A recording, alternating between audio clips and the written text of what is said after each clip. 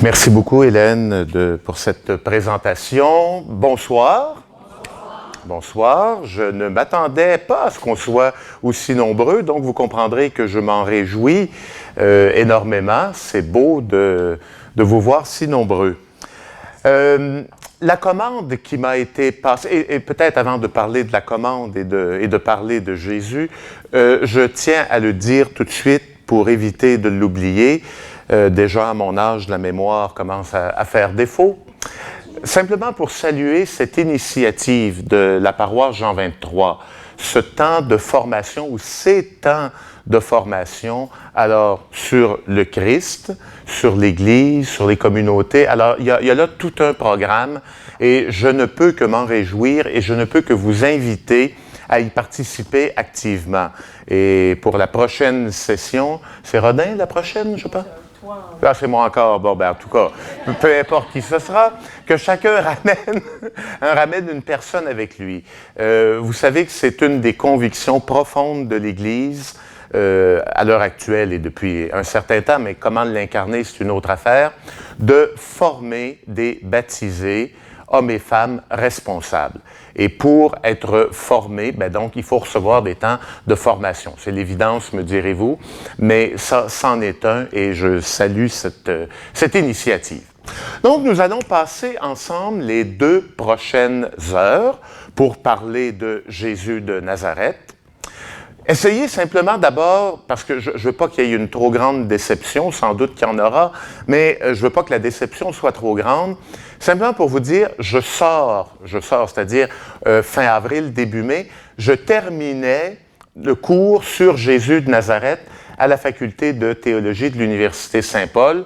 On a passé 45 heures ensemble avec les étudiantes et les étudiants, et il me semble qu'on n'a pas vu grand-chose. Donc là, on passe 2 heures, pause inclus, les babayes, les bisous, tout. Alors, vous comprendrez qu'il faut élaguer, il faut aller vraiment à l'essentiel.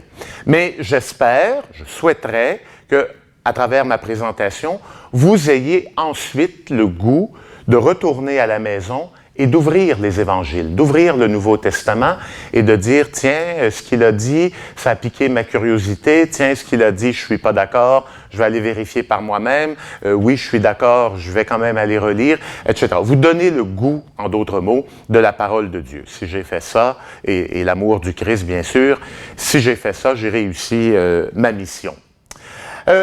Hélène l'a très bien dit dans la présentation, on va faire au fond une session en 2 temps. L'une consacrée à l'humanité de Jésus, l'autre à sa divinité. Donc, ne soyez pas déçus, ne vous surprenez pas si, en sortant d'ici ce soir, j'ai pas abordé énormément la question de Jésus, Fils de Dieu, 2e personne de la Trinité, l'égal du Père, etc., etc. On verra ça en temps et lieu. Et vous comprenez par ailleurs qu'il y a une très grande logique dans ça. Avant de jeter un regard de foi sur la personne de Jésus, il faut d'abord apprendre à connaître et à accueillir son humanité. Et c'est ce qu'on va faire pendant les 2 heures qui suivent. Je voudrais, dans un premier temps, et je suis toujours dans l'introduction, vous rappeler une espèce de distinction qui me semble fondamentale. C'est qu'au fond, bien sûr, on va parler toujours de la même personne, de Jésus-Christ, reconnu comme Christ ou comme Messie, comme Fils de Dieu, éventuellement, mais on parle toujours de la même personne. Mais évidemment, il faut regarder le type, je dirais, de ce type de regard, justement, que l'on porte sur lui. Je le répète, ce qu'on va regarder surtout ce soir, c'est Jésus de Nazareth, l'homme. Il y a, bien évidemment, on ne peut pas en faire totalement abstraction, puis on n'a pas à le faire non plus, même dans une session comme celle-là, Jésus de Nazareth, Christ, Messie, Fils de Dieu. C'est le regard croyant. Je veux vraiment que vous distinguiez ça. Donc, un regard, disons, je mets des grosses catégories, là, le regard plus historien, Jésus de Nazareth, le regard plus de foi, tel qu'on le retrouve dans le Nouveau Testament. Ça, je vais y revenir dans quelques minutes. les auteurs du Nouveau Testament, que ce soit Matthieu, que ce soit Luc, Jean, Paul, l'auteur de l'Apocalypse, l'auteur des lettres de Jean, peu importe, tous ces auteurs étaient fondamentalement des croyants. Et donc, le portrait qu'ils nous présentent de Jésus, que ce soit dans les évangiles ou dans les autres écrits du Nouveau Testament, c'est le portrait d'un croyant pour des croyants. Donc, on est déjà à un autre niveau. Et habituellement, on s'en tient à ces deux niveaux-là, soit le niveau de l'histoire, soit le niveau plus de la foi. En même temps, je trouve que ce n'est pas exact. Il faut rajouter un troisième niveau qui est très semblable au deuxième. Jésus vu d'un regard croyant, Jésus de la foi, Jésus Messie, etc., mais dans le discours de l'Église à travers les siècles, qui déjà, c'est plus les mêmes mots, exactement les mêmes concepts qu'on retrouve dans le Nouveau Testament. L'Église va exprimer à travers sa longue histoire, et elle le fait encore aujourd'hui, elle essaie de dire Jésus pour les croyants et les femmes d'aujourd'hui. Mais ce n'est pas le langage croyant du Nouveau Testament. C'est un langage qui est différent. Ce qui est heureux aussi, et ce qui doit peut-être déjà, et vous allez voir que ça va revenir constamment dans la présentation, nous alerter contre les dangers d'un certain fondamentalisme, un mot à la mode, mais je l'explique, un certain fondamentalisme du langage. De dire qu'il y a une et une seule façon d'exprimer Jésus, ce qu'on retrouve dans le Nouveau Testament, ou une seule et unique façon d'exprimer Jésus, ce que l'enseignement du magistère en dit. Il est vrai que l'enseignement du Nouveau Testament, pour nous, est normatif, mais c'est qu'on reprend cet enseignement-là et on le dit à frais nouveaux, dans une culture qui est la nôtre et qui n'est pas la culture des auteurs au 1er siècle. Une autre remarque que je vais terminer l'introduction avec ça, c'est une prise de conscience. C'est évident ce que je vais dire, c'est évident, mais il faut quand même en parler. C'est que Jésus, depuis, je dirais, un bon demi-siècle, facile, nous échappe. Quand je dis nous échappe, c'est-à-dire qu'il échappe aux croyants et aux croyantes. Je caricature, mais à peine. Un baptisé, un croyant, avait-il, dans les années 30, dans les années 20, au tournant du siècle, au 19e, avait-il une question à propos de Jésus? D'abord, ce n'était pas une bonne idée d'avoir une question en partant. En avait-il une? Qui allait-il voir? Il est assis devant moi, il allait voir son curé. Et c'était donc au prêtre, règle générale, à répondre aux éventuelles questions sur Jésus. Quand je dis que Jésus nous échappe, pensez au nombre, simplement au nombre de romans sur Jésus, au nombre de films sur Jésus. Allez jeter un coup d'œil sur Internet, qui est vraiment, et même là, vous avez un reflet d'Internet. Il y a le mélange du meilleur et du pire, du tout et du n'importe quoi sur Jésus. Vous avez des comédies musicales sur Jésus. Vous avez vraiment de tout. Nous n'avons plus le monopole sur Jésus, en ce sens-là. Cela étant dit, ce que nous prétendons apporter, bien sûr, c'est le regard de foi, le regard croyant au sujet de Jésus. Mais il faut au moins être conscient que Jésus, on ne peut pas l'enfermer dans le pot maçon du christianisme et dire qu'il est à nous autres, puis c'est notre Jésus. Ça ne marche plus comme ça, et vous le savez aussi bien que moi. Mais je voulais qu'on en soit conscient. Ce qui m'amène donc vraiment au premier point de cette conférence. Et là, c'est peut-être le seul point un tout petit peu plus technique de la conférence, mais il faut en parler. Et je ne voudrais pas y consacrer plus de 5 ou 10 minutes, mais c'est important pour moi. C'est toute la question des évangiles, qui sont notre source première pour connaître Jésus, et plus largement des écrits du Nouveau Testament. Je dirais un mot très bref, notamment sur les lettres de Paul. Bon, simplement pour qu'on parle tous le même langage pour la suite de l'entretien et éventuellement pour la deuxième partie. Bon, vous le savez, ça, je ne vous apprends rien, je pense. 4 évangiles, Matthieu, Marc, Luc et Jean. De ces 4 évangiles qui ont été retenus et qui, je le répète, sont notre source première pour connaître le Jésus historique, eh bien, vous en avez 3 qui sont très semblables ou j'enlève le trait, qui sont semblables. Matthieu, Marc et Luc, qui ont au fond, j'entre pas dans les détails d'une théorie très complexe qu'on appelle c'est la vieille théorie des deux sources. Donc, simplement pour dire que ces trois auteurs ont utilisé des sources à peu près communes, au moins comme base de leur évangile. Et tout cela pour distinguer notre Matthieu, Marc et Luc de l'évangile de Jean, ou de Jean l'évangéliste, qui lui est tout à fait différent. Non pas qu'il présente des réalités extrêmement différentes sur la vie de Jésus, mais sa perspective est différente. On parle de l'évangile spirituel, de l'évangile le plus théologique des quatre, etc., etc. On pourrait commenter chacune des expressions que je viens d'utiliser, mais il en demeure pas moins, c'est peut-être l'expression que vous devez retenir, Jean est unique en son genre. Il se distingue des trois autres. Pour ce qui est des dates, ça aussi, il ne s'agit pas de retenir ça dans la matérialité des faits, mais nos quatre évangiles sont écrits sur une période d'à peu près 30 années. Marc étant le plus ancien, vers 70. Matthieu et Luc, on est vers 80-85. Saint Jean, quelque part en 90, mais avant l'encens, c'est à peu près terminé. Donc, c'est sur une courte période. Je vois la rumeur des questions monter. Vous allez me dire, bon, Jésus meurt autour de l'an 30, la date retenue est le 7 avril de l'an 30. On écrit le premier évangile de Marc en 70. Voilà qui confirme nos appréhensions que là, il y a un immense trou d'une quarantaine d'années où, justement, on ne se souvient plus de ce qu'on a mangé hier pour souper. Imaginez écrire 30 ou 40 ans après une vie de Jésus. Je vous rassure, c'est un argument qu'on entend, là, et amplius, là. Rassurez-vous de deux choses l'une. La première, c'est que l'annonce de Jésus, l'Évangile en somme, parler de Jésus, raconter, c'est d'abord fait par le biais de l'oralité. La culture juive, de façon générale, c'est encore très vrai au 1er siècle, à l'époque de Jésus, est d'abord et avant tout une culture orale. Donc, où on annonce. Et vous voyez, on a gardé ces expressions-là. Annoncer la bonne nouvelle.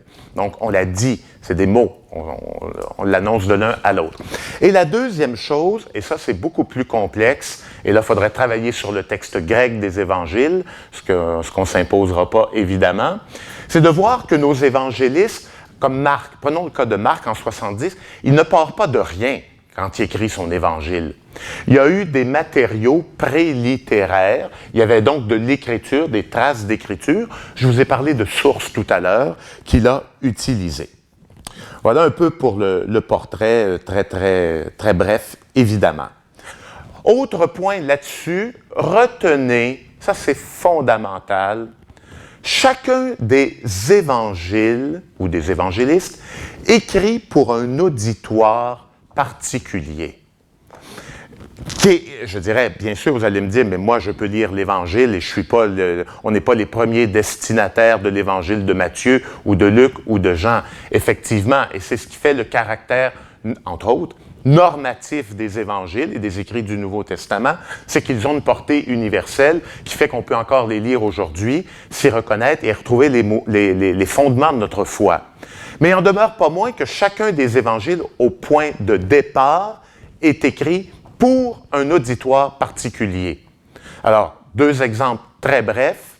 Matthieu, si vous le lisez attentivement, vous voyez que c'est bourré de textes d'Ancien Testament, c'est bourré de références au judaïsme, c'est bourré de références aux catégories du judaïsme. Il écrit donc pour des chrétiens évidemment, on n'écrit pas un évangile d'autre chose que des chrétiens, mais qui viennent ou dont l'origine est le judaïsme. Luc, en sens contraire, nous présente un Jésus très universel, qui va vers tout le monde, qui va vers les étrangers, qui accueille vraiment de manière très large, beaucoup plus large que le simple peuple juif. On le sait aujourd'hui, Luc s'adressait à des communautés païennes, romaines ou grecques, donc des non-juifs. Voyez? Alors c'est toujours bon de savoir à qui un texte et destinée, et c'est le cas de nos évangiles. Je répète une donnée aussi, tout aussi importante que les autres. Je l'ai évoqué tout à l'heure, mais là, comme disait Normand Provencher, je mets ça en caractère gras.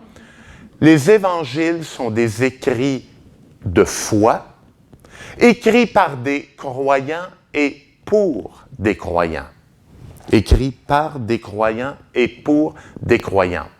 Et là, je vous fais une histoire de 2 siècles en 30 secondes. Vous savez, il y a à peu près ça, là, deux siècles, avec l'âge des Lumières, etc. On s'est dit, les évangiles nous parlent de Jésus de Nazareth, l'histoire, mais auquel vient s'ajouter la dimension croyante et confessante.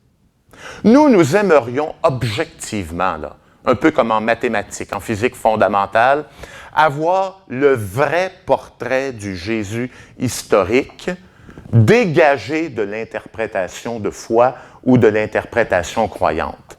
Et pendant 2 siècles, on a cherché, il y a eu tout ça, ce qu'on appelait à une certaine époque l'époque des vies de Jésus, par des grands auteurs, des historiens, Et ça, maintenant, on en a fini de cette lubie, c'est terminé. Il n'y a plus un théologien sérieux qui va dans cette ligne-là.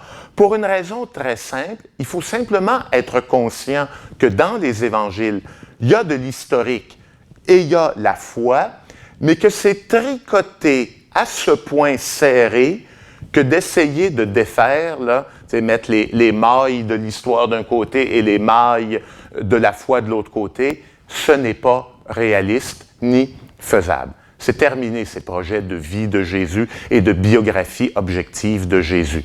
Ce qu'on connaît, c'est le Jésus. Il y a des éléments historiques qui se conjuguent avec des éléments de foi. C'est inextricablement mélangé.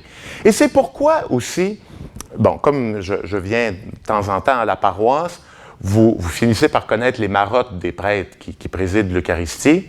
Vous m'avez souvent de fois entendu vous dire dans les homélies, la priorité ou le plus important n'est pas tant là l'histoire de Jésus dans ses menus détails. Ce qu'on peut connaître, c'est des tendances lourdes, des tendances générales à propos du Jésus de l'histoire. Si votre obsession qui vous empêche de dormir et qui vous conduit à avoir recours à des activants, c'est de savoir combien de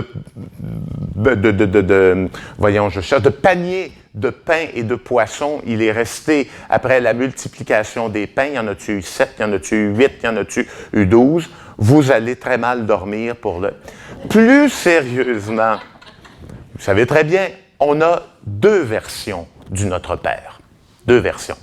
La version dans l'Évangile de Matthieu, la version dans l'Évangile de Luc. Semblable, très semblable. Je ne vous dis pas, c'est pas 2 prières différentes, mais différentes dans leur formulation. Matthieu, c'est une version plus longue, Luc, c'est une version plus courte. Celle qu'on a retenue pour la liturgie, c'est la version mathéenne, la version de Matthieu. Mais n'empêche qu'on a 2 versions. Si là, des étudiants me posent toujours, mais c'est laquelle qui est la bonne, c'est laquelle qui est l'originale, c'est laquelle... Je leur dis, et là, je leur fais encore plus de peine. Je leur dis, probablement aucune n'est 100% originale, c'est-à-dire comme si on avait mis Jésus sur le microphone pour exactement entendre, pour une raison toute simple. Pour une raison toute simple. Ce que nous avons dans ces 2 versions du Notre Père dans le Nouveau Testament, c'est écrit en grec. Jésus parlait quelle langue, lui? L'araméen. Exactement. En partant, la version dite originale du Notre Père, c'est de l'araméen. Et je termine, donc, je dis que je ne veux pas passer énormément de temps là-dessus. Là, vous nous avez parlé des évangiles, et Paul, lui, et les lettres de Jean, et l'Apocalypse, et la lettre de Jacques, et la lettre aux Hébreux, etc.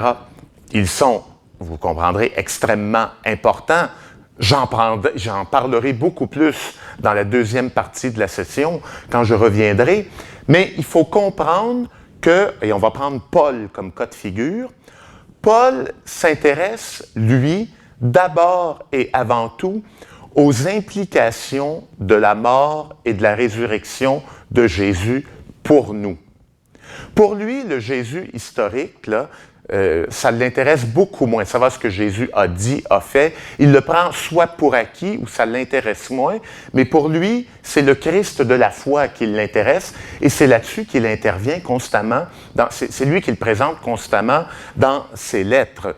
Aussi, si vous vous mettez, vous pouvez vous donner ça comme projet d'été, vous achetez un cahier et vous dites, moi je passe pendant l'été à travers toutes les lettres de Paul et je note systématiquement les informations historiques sur Jésus que Paul nous donne.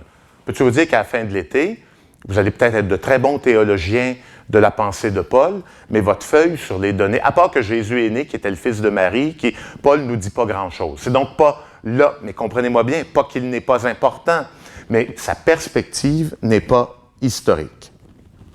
Bien. Maintenant, venons-en au fond à ce qui va être le cœur de notre rencontre d'aujourd'hui. Que sait-on exactement de Jésus ou que peut-on dire de plus assuré sur le Jésus de l'histoire?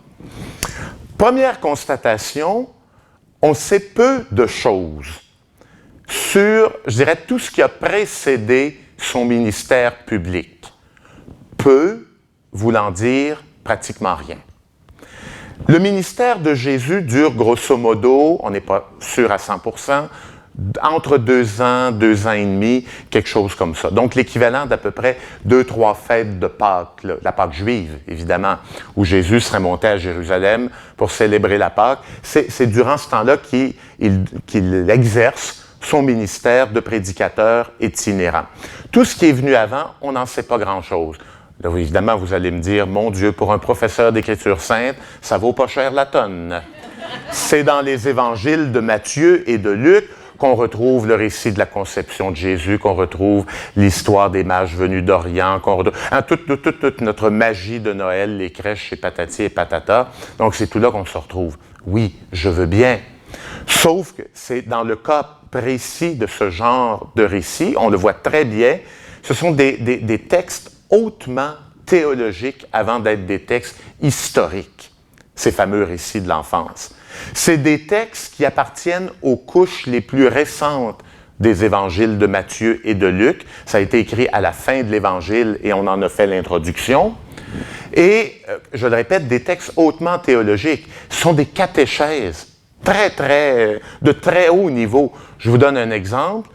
Prenez les évangiles de l'enfance de Luc, c'est le chapitre 1 et 2 de son évangile, et faites juste retracer, notez, et là vous allez avoir du résultat, notez les titres donnés à Jésus. Jésus Seigneur, Jésus Fils, Jésus Sauveur, Jésus Messie d'Israël, etc. Ce sont des catéchèses christologiques d'abord. Alors, de savoir si Jésus est né dans une étable, ça sentait-tu bon, ça sentait-tu pas bon, le bœuf et l'âne, vous allez vous y perdre. Vous allez vous y perdre et en perdre d'autres avec vous. Donc, on ne connaît au fond que, plus précisément, que les 2 ans et demi du ministère de Jésus. J'attire votre attention sur un point essentiel. Et ça, c'est un peu le cadre de départ quand on donne un cours de Christologie. C'est de réaliser comment Jésus, finalement, parle, et là chaque mot est important, parle très peu de lui directement. Je précise parce que je vais dire, il me semble qu'il parle, non, il finit par parler de lui, on finit par le connaître, à le voir agir, à l'écouter, à entendre ce qu'il dit, etc. Mais Jésus n'a pas la prétention dans les évangiles de venir et de dire « Écoutez-moi, je suis le Messie, taisez-vous, je suis le Fils de Dieu, la deuxième personne de la Sainte Trinité. » Jésus, finalement, est très discret sur lui.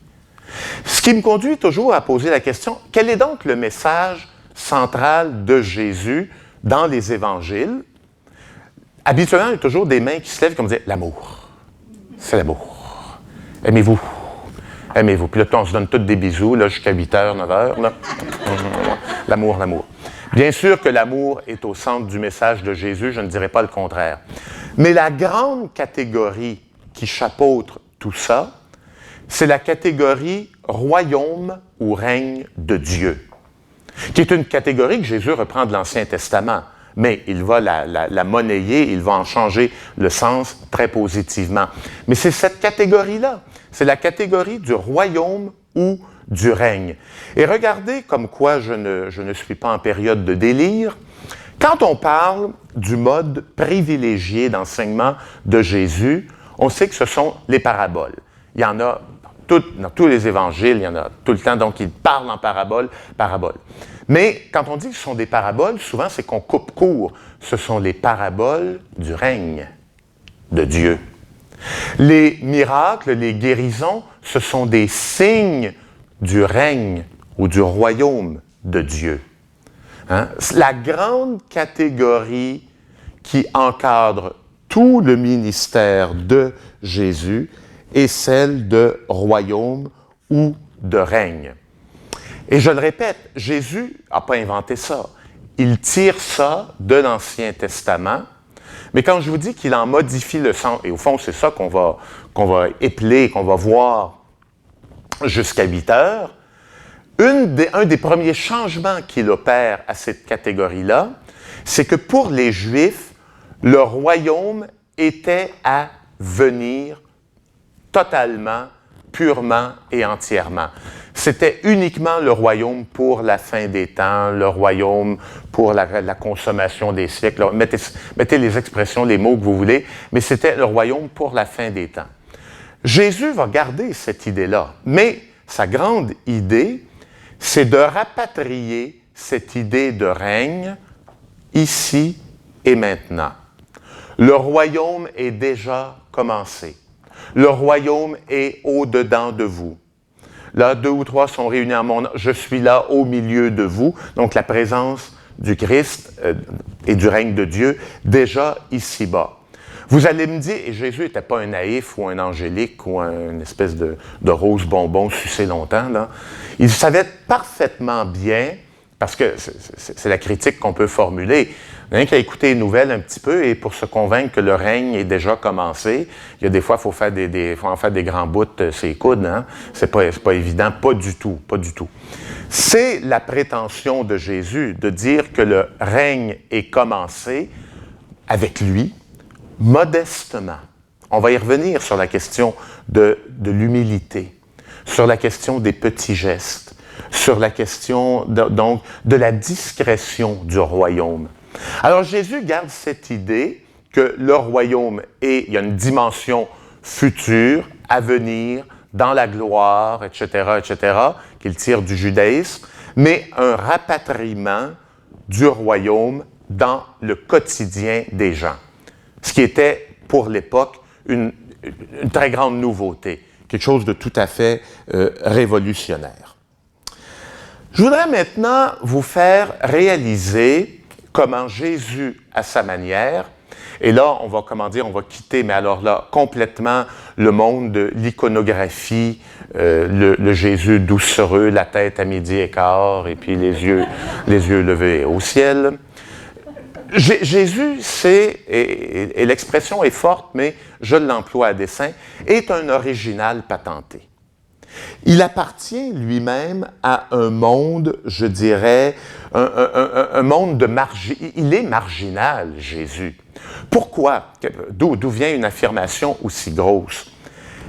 Elle vient du fait que Jésus, passez-moi l'expression très québécoise, canadienne, française, il ne fit dans aucune des catégories du judaïsme de son époque. Et pourtant, Jésus, c'est un bon juif du 1er siècle, il est inséré dans la culture juive, ses parents sont des juifs, sa famille est juive, etc. C'est ce qu'il connaît. Mais Jésus, c'est évident, c'est pas un prêtre du temple de Jérusalem, il n'appartient pas à une famille sacerdotale. À l'époque, je vous le rappelle, le sacerdoce ou le fait d'être prêtre, c'était pas qu'on choisissait d'être prêtre, c'était un sacerdoce héréditaire.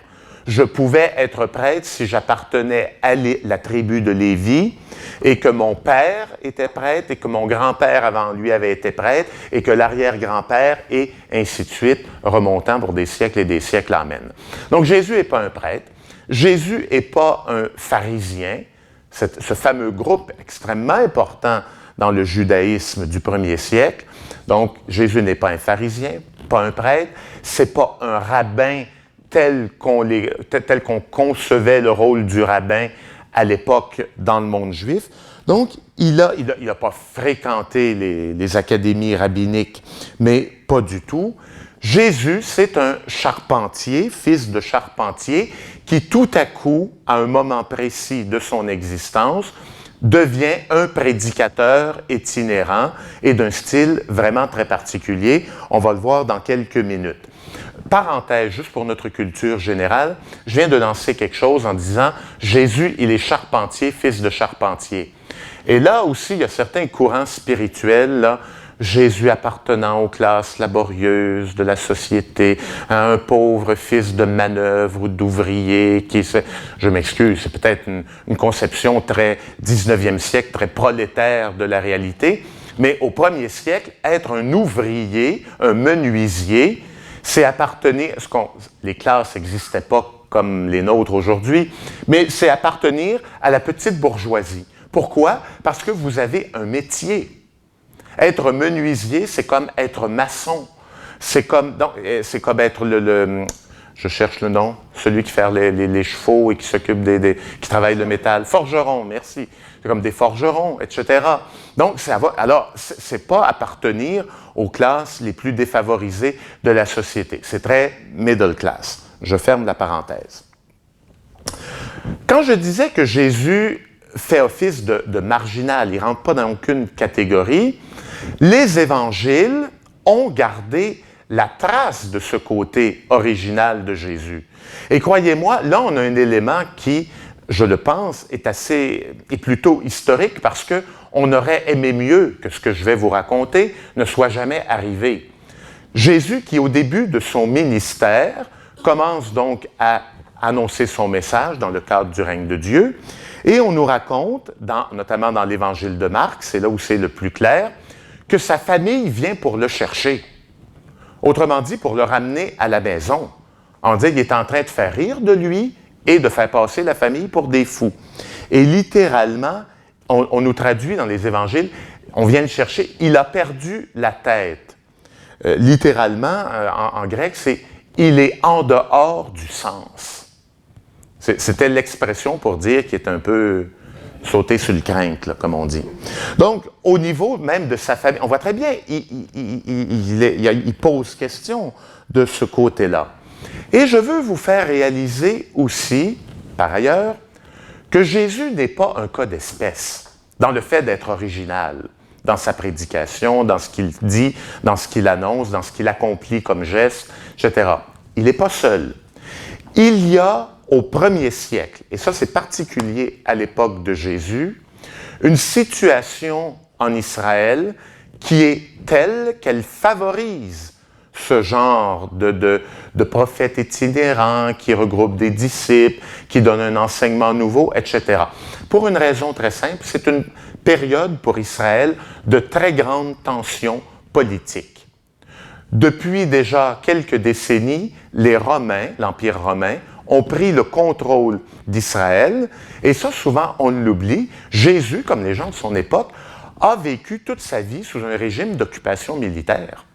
Et il a vécu dans un pays qui n'avait pratiquement plus d'autonomie politique. C'était les Romains qui décidaient via un roi qui était un peu une potiche. Mais donc, et vous imaginez, pour des Juifs, qu'est-ce qui est essentiel pour un Juif? La terre promise. La terre que Dieu nous a donnée. Là, vous vous retrouvez que vous n'avez plus cette terre d'Israël. Ce sont des païens, en plus, qui l'occupent. Pour plusieurs Juifs religieux de l'époque, c'était intenable. Donc, une période de très grande effervescence, où on voit des prédicateurs, ici ou là, surgir d'un peu partout. Et pour donner un exemple concret que nous connaissons beaucoup mieux, c'est l'exemple de Jean-Baptiste. C'est l'exemple de Jean-Baptiste.